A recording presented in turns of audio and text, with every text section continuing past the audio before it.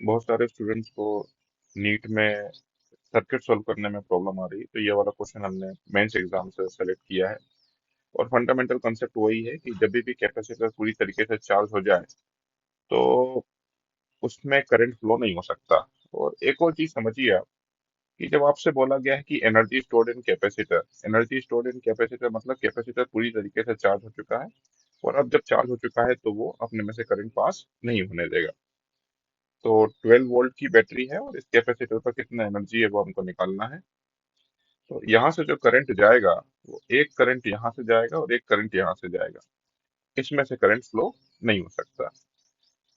एक अगर मैं ये वाला सर्किट लूं मैं, या ये वाला लूप मैं लूं, जिसमें मैं I1 मान रहा हूँ यहाँ पर, तो 12 वोल्ट का तो पोटेंशियल डिफरेंस है, और रास्ते में 4 + 2 6 ओम रेजिस्टेंस है, तो 2 एम्पियर करंट हो गया वहां पर।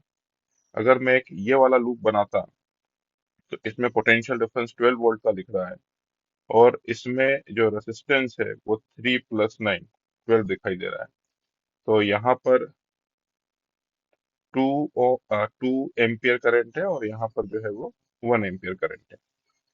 अब इस कैपेसिटर के अक्रॉस मुझे पोटेंशियल डिफरेंस निकालना है, तो मैंने एक लूप कंसीडर करा है। मैं आपको लूप भी यहाँ पर शो कर देता हूँ कौन सा लूप है।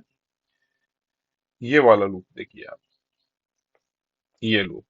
तो जब मैं करंट के डायरेक्शन में जा रहा हूँ तो ड्रॉप होगा। I1 का वैल्यू है 2, तो 2 × 4 8 का ड्रॉप हो गया मतलब नेगेटिव साइन। फिर यहाँ के बाद में हम लोग यहाँ पर गए, तो इसके अक्रॉस पोटेंशियल डिफरेंस हमने मान लिया V।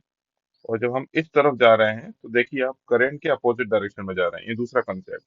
जब हम करंट के डायरेक्शन में जाते हैं तो पोटेंशियल कम होता है, जब करंट के अपोजिट जाते हैं तो पोटेंशियल बढ़ जाता है। तो आई आर इस बार बढ़ जाएगा। आई का वैल्यू है 1 और आर है 3, तो 1 × 3 इस बार इंक्रीज हो गया, तो हमने लिख दिया प्लस। अब इसको सॉल्व करके हमने पोटेंशियल डिफरेंस निकाल दिया कैपेसिटर के अक्रॉस। फिर तो आसान है, हाफ CV² से आप आंसर निकाल सकते हैं।